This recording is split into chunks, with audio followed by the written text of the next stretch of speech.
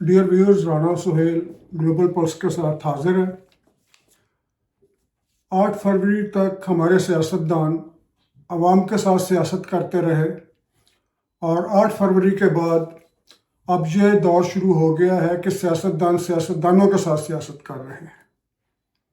Bargaining का सिलसिला जारी है कि इस मुल्क का हुक्मरान कौन बनेगा, वज़ीर आज़म कौन बनेगा, और इस सिलसिले में बाद में बात करते हैं।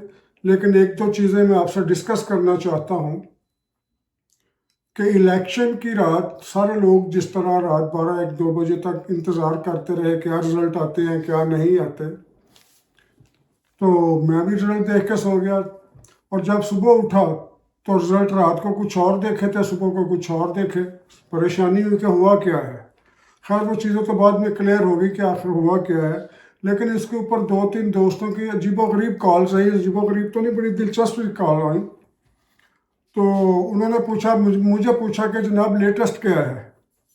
मैंने कहा जी आप बताएं। उसने कहा जी ये हुआ कि रात को हम जब सोए थे तो कोई और जीत रहा था, सुबह सो के उठे तो कोई और जीत रहा है। मैंने पूछा आप बताइए क्या वजह हो सकती है।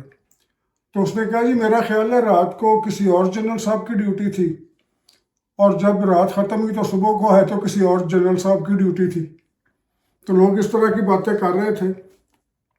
और एक और का फ़ोन आया, उसने कहा कि जनाब अली हुआ ये कि जब ये इलेक्शन खेल रहे थे ना, जिस तरह घर के किचन के अंदर चीनी की और नमक की एक ही तरह के रंग होते हैं, एक ही तरह का होता है, तो उन्होंने रात को चीनी की जगह नमक डाल दी है, सुबह उठ के नमक की जगह चीनी डाल दी।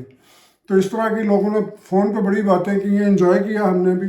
लेकिन अल्लाह का शुक्र है कि अमन व अमान के साथ इलेक्शन हुए। अब आगे क्या होता है क्या नहीं होता, लेकिन एक बदकिस्मती है हमारे मुल्क की कि हमारे मुल्क के अंदर सबसे ज़्यादा सीटें जीतने वाली जमात, उसका लीडर ही नहीं है। वो जमात अपनी हुकूमत ही नहीं बना सकती। उसकी वजह कि उसका लीडर अंदर अब दूसरी जमात रजिस्टर्ड नहीं है, वो अलग बात, वो अलग इशू है। लेकिन सबसे ज़्यादा नशिस्तें हासिल की हैं जी इंडिपेंडेंट ने। इंडिपेंडेंट का भी एक लतीफ़ा सुन लीजिए कि इलेक्शन रिजल्ट देख रहे थे तो एक साहब मेरे पास आए, पता नहीं उन्होंने मजाक से कहा या वैसे कहा, तो मुझे कहने लगा रिजल्ट पढ़ रहे थे PML इतना, PPP इतना, IND कहते ये इंडिया का रिजल्ट यहाँ क्या कर रहे हैं। मैंने कहा ये इंडिपेंडेंट की एब्रीवेशन लिखी हुई है। तो इंडिपेंडेंट सबसे ज़्यादा जीते हैं जी, और 100 के लगभग उनकी सीटें हो गई अभी तक। जब मैं व्लॉग कर रहा हूँ शायद 1-2 सीटें बाकी हैं। लेकिन ये सब कुछ हुआ क्यों और क्या नहीं हुआ और क्या होना चाहिए था, इस पे आप जितने भी प्रोग्राम करें वो कम है। पहली गलती तो ये की गई जी, कंफ्यूजन क्रिएट की गई। पता नहीं इन्होंने जानबूझ के की है या वैसे की है, सहवन हो गई इनसे कि जो इलेक्शन रिजल्ट आए वो रात को 12%, 13%, 15% के हमें रिजल्ट दिखाते रहे और साथ ये तो ज़रूर कहते रहे कि ये हतमी नतीजे नहीं हैं, ये हतमी नतीजे नहीं हैं, ये मुसद्दका नतीजे नहीं हैं। लेकिन साथ ये नहीं बताते रहे कि ये कितने % है। अगर किसी ने बताया भी तो बहुत कम बताया। लोग देख के रह गए कि जनाब इसके इतने हो गए, इसके इतने, इसका 80,000 हो गया, इसका 90,000 हो गया। लेकिन ये नहीं उन्होंने बताया कि कितने % है। सुबह उठ के पता चला कि जनाब वो तो रात को जिस तरह होता है जी के न्यूज़पेपर के ऑफिस में, चूँकि मैंने न्यूज़पेपर के ऑफिस में ही काम किया, कि हमारे पास जो रिज़ल्ट आते थे या हमारी जब ड्यूटीज़ लगती थी उसके ऊपर, पोलिंग स्टेशंस के ऊपर, तो वहाँ से हम फौरी तौर पर अपने रिजल्ट भेज देते थे। ये तो भेजता है एक रिपोर्टर। अब हम कहाँ से लेते हैं? हम तो एक स्टेशन पर खड़े हैं तो बाकी कहाँ से लेंगे? तो जितने भी पोलिंग बूथ होते थे वो जनाब हमें वहाँ से अपना रिजल्ट भेज देते थे या बंदा आ जाता था एक पेपर लेके। अब भी यही हुआ कि जितने भी ये रिजल्ट्स आए हैं वो ऑफिस को गए हैं। मेरे पास इसका सबूत को नहीं, लेकिन लोगों ने बताया है, कुछ लोगों ने बताया है कि जनाब वो फोटोशॉप भी किए गए थे रिजल्ट। वो फॉर्म 45 जो था उसके अंदर अगर मेरा वोट 1000 है तो उसको 10,000 कर दिया गया फोटोशॉप करके। तो इस तरह से भी रिजल्ट जो है अखबारों के दफ्तरों को भेजे या TV स्टेशन को, चैनल्स को भेजे इन्होंने। और इसके बाद ये हुआ कि सुबह उठे तो सारी कन्फ्यूजन थी। रात को उस्मान डार की वालदा जीत रही थी, सुबह उठे तो ख्वाजा आसिफ जीत रहे हैं। रात को एमक्यूएम के पास सीट ही कौन थी, सुबह उठे तो एमक्यूएम की सीटें ही सीटें हैं। लेकिन कराची का कुछ दोस्त बताते हैं, उन्होंने कहा जी हम कराची के रहने वाले हैं, वहाँ पर सबसे ज़्यादा जोर था इंडिपेंडेंट का, इमरान खान के सपोर्टर्स का।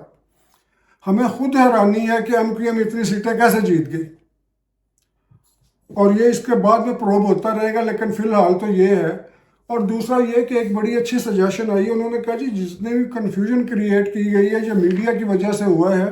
अगर किसी ने अपने टूल इस्तेमाल किए हैं इसके सोशल मीडिया के, तो इसका ये मतलब नहीं है कि आप भी बेवकूफ़ बन जाए। मैंने कहा जी इसका क्या मतलब? उन्होंने कहा जी इलेक्शन कमीशन को चाहिए था कि इस तरह का कोई कानून बनाए कि जब तक एटलीस्ट 50% रिजल्ट आपको रिसीव ना हो जाए उस वक्त तक इनकी अनाउंसमेंट ना शुरू की जाए। अब आप 10, 15, 20% पे करते हैं। वो ये होता है कि जितने भी करीबी स्टेशन होते हैं शहरों के, जिसके क्योंकि अक्सर देखा गया है शहरों की रेशो और गांव की रेशो एक जैसी नहीं होती। ज़रूरी नहीं कि एक पार्टी शहरों में मकबूल है तो गांव में भी वही मकबूल हो। तो इसलिए जब शहरों के रिजल्ट आते हैं तो वो बहुत जल्दी आ जाते हैं, और जो दूर दराज से आने होते हैं वो देर से आते हैं। लेकिन अब दूर दराज वाला इसलिए भी मसला नहीं है कि वो जनाब फौरी तौर पर पिक्चर खींची और भेज दी, आपको व्हाट्सएप कर दी। अब व्हाट्सएप करने के लिए इंटरनेट का होना ज़रूरी है। इसने दावा किया था इलेक्शन कमीशन ने कि जनाब इंटरनेट के साथ हमारे कोई रिलेशन नहीं है, हम उसके अलावा भी हमारे रिजल्ट जो है इनकी तरसील होती रहेगी। तो उस रात तो देखा कि जनाब इन्होंने बहाने यह लगाया कि जनाब हमारा इंटरनेट बैठ गया था, 2 दिन बाद 3 दिन बाद रिजल्ट आ रहा है। पहली दफ़ा देखा कि इतना लेट रिजल्ट आ रहा है। पता नहीं ये इलेक्शन कमीशन किस पैसे लेता है, किस चीज़ के पैसे लेता है। पूरे अव्वल तो हमारे मुल्क में ये होते नहीं इलेक्शन जल्दी। अगर 5-6 साल बाद, ये 6 साल बाद हुए हैं, तो 6 साल ये किस चीज़ की सैलरी लेते रहे हैं लोग, किस चीज़ के हम इनको खर्चे देते रहे हैं। एक दिन का काम है, ये वो भी नहीं कर सके। इलेक्शन कमीशन से भी पूछना चाहिए ना कि इतनी प्रेपरेशन भी नहीं है आपकी, किस चीज़ के लिए आप बैठे हुए हैं। तो या तो फिर इसको इलेक्शन कमीशन को टेम्परेरी तौर पर रखा जाए, उन्हीं दिनों में ये 1, 2, 6 महीने पहले इसको तश्कील दिया जाए कि सारे काम मुकम्मल कर ले, और उसके बाद इसको डिज़ोल्व कर दिया जाए। हर इलेक्शन पे नया इलेक्शन कमिश्नर ले लिया जाए। ये लोगों की राय है, ये मेरी राय नहीं है। पता नहीं स्टेट क्या काम करती क्या नहीं करती। अब दूसरी बात एक और चलते हैं जी कि आजकल ये बड़ा है कि मीटिंग चल रही है मियां नवाज शरीफ की, और मीटिंग चल रही है जरदारी साहब की, बिलावल साहब की, शहबाज साहब की। ये सारे लोग अब मीटिंग में शामिल हैं, और अब फैसला ये होना है कि जनाब ये हुकूमत किसने लेनी है। हुकूमत लेने का सीधा सा असूल जो उन्होंने पहले तय किया था कि जिसकी मेजॉरिटी है उसको हुकूमत मिलेगी। तो जिसकी मेजॉरिटी है अगर देखा जाए तो वो इंडिपेंडेंस की मेजॉरिटी है, जिसे इमरान खान ग्रुप कहते हैं, जिसे पीटीआई कहते हैं, जिसका नाम इन्होंने बैन किया हुआ है। तो मेजॉरिटी तो उनकी है, लेकिन वो पार्टी रजिस्टर्ड नहीं है।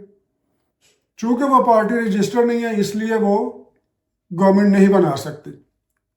अगर वो किसी के साथ मिलकर भी बनाएंगे तो कोई ऐसी पार्टी नहीं जिसके साथ जाके वो गवर्नमेंट बना ले। किसी के पास 1 सीट है, किसी के पास 2 सीटें हैं, तो वो लोग भी इनके साथ शामिल इजाज़त की है। मसलन PML ज़ियाउल हक, PML ज़ै, वो अगर बनाते हैं तो उसकी 1 सीट है।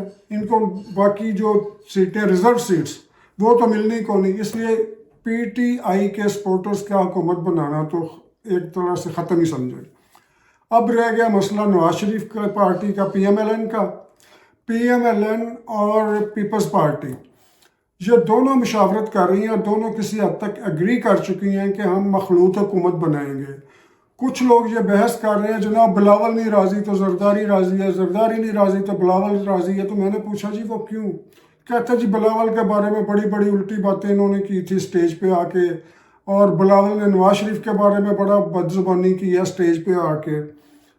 मैंने कहा जी बिल्कुल आप ठीक कह रहे हैं, लेकिन ये उस वक्त की बात है जब इलेक्शन हो रहे थे। जब इलेक्शन का माहौल होता है तो आपका एटीट्यूड और होता है। इलेक्शन ख़त्म हो जाने के बाद आपका एटीट्यूड इंटायरली चेंज हो जाता है। यह ज़रूरी नहीं कि अगर बिलावल साहब नवाज शरीफ को क्रिटिसाइज़ करते रहे, मुस्लिम लीग नून को क्रिटिसाइज़ करते रहे, तो ये उनके साथ अलाइंस में नहीं जा सकते। या मरीम नवाज साहबा ने या मरीम औरंगज़ेब ने या दूसरे अताउल्लाह तारण ने बिलावल के बारे में कोई इस तरह की बातें की हैं तो वो बातें दिल पे लेके बैठ जाएं और इसके साथ मूव ऑन ना करें। ये सियासत है, सियासत के अंदर बड़े कंप्रोमाइज़ करने पड़ते हैं।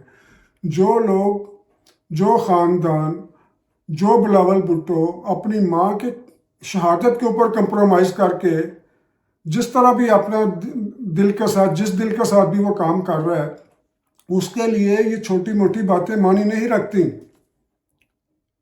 जो जरदारी अपनी 12-13 साल की कैद भूल कर ये कंप्रोमाइज़ कर सकता है, उसके लिए छोटी मोटी बातें इतनी अहमियत नहीं रखती। चूँकि इन लोगों ने अब जान लिया है कि मुल्क को चलाने के लिए हमें मिलकर चलना ज़रूरी है, मुफाहमत करना ज़रूरी है। ये नहीं कि आप एक दूसरे के दस्तों गिरबान होते रहें, हर वक्त होते रहें। ठीक है, इलेक्शन का मौका था, इलेक्शन पे आप भी बोले, हम भी बोले, और इसका बड़ा अच्छा सा एक्सक्यूज़ दे दिया था एक बंदे ने, पीपल्स पार्टी का वो आदमी था। उसने कहा जी ये क्लब मैच था, पहले आपस में था, अब नेशनल लेवल पे अब हम सारे प्लेयर इकट्ठे होंगे तो वहाँ पे खेलेंगे। ये ज़रूरी नहीं कि वो प्लेयर मेरे खिलाफ खेला था तो मैं उसके खिलाफ खेला था। वो क्लब मैचेस में हम एक दूसरे के खिलाफ खेले थे, अब कौमी मैच है तो उसमें हम इकट्ठे होंगे, एक टीम में शामिल होंगे। तो अल्लाह करे जी पाकिस्तान वाले सारे एक टीम बन के ही इस तरह करते रहे। चूँकि अभी सूरत हाल बिल्कुल क्लियर नहीं है, इसलिए कोई कुछ नहीं कहा जा सकता। दो मशवरे हैं, एक तो यह है कि ऊपर सदर आसफ जरदारी बना दिया जाए, नीचे प्राइम मिनिस्टर शहबाज शरीफ आ जाए। दूसरा यह है कि ऊपर सदर जो है नवाज शरीफ को बना दिया जाए, नीचे बिलावल भुट्टो प्राइम मिनिस्टर आ जाए। अब क्या इस पे मुकमका आता है? ये मुकमका ही है ना जी। अब मुकमका क्या आता है ये बाद में देखा जाएगा। और जो आज़ाद अरकान हैं, जो PTI के हैं सपोर्टर्स, उनमें से बहुत सारी तादाद जो है जी नवाज शरीफ के साथ भी कमिटमेंट उन्होंने कर ली है, तो जरदारी साहब के साथ भी कर ली है। अब आप पूछेंगे वो तो कुरान पे हलफ लिए थे, जो TV पे भी बड़ा चलता रहा। कुरान पे हलफ लिए थे कि जनाब मैं पार्टी जीतने के बाद पार्टी के साथ रहूँगा, इमरान खान के साथ रहूँगा। तो इसका जवाब ये है, जो मैंने एक किसी और व्लॉग में भी किया था, कि जो कुरान का हलफ है, कुरान का हलफ जो इन्होंने उठाया है, उन्होंने साथ ये भी बाद में फ़ैसला कर लिया हुआ है कि जनाब हम इसका कफ़ारा दे के किसी और के साथ शामिल हो जाएंगे। तो कुरान और कफ़ारा अब ये साथ साथ लेके चल रहे हैं। अल्लाह ताला हमें अपने गज़ब और इज़ाब से बचाए। बहुत शुक्रिया, इजाज़त दीजिए, अगले व्लॉग के साथ हाज़िर होंगे। अल्लाह हाफ़िज़।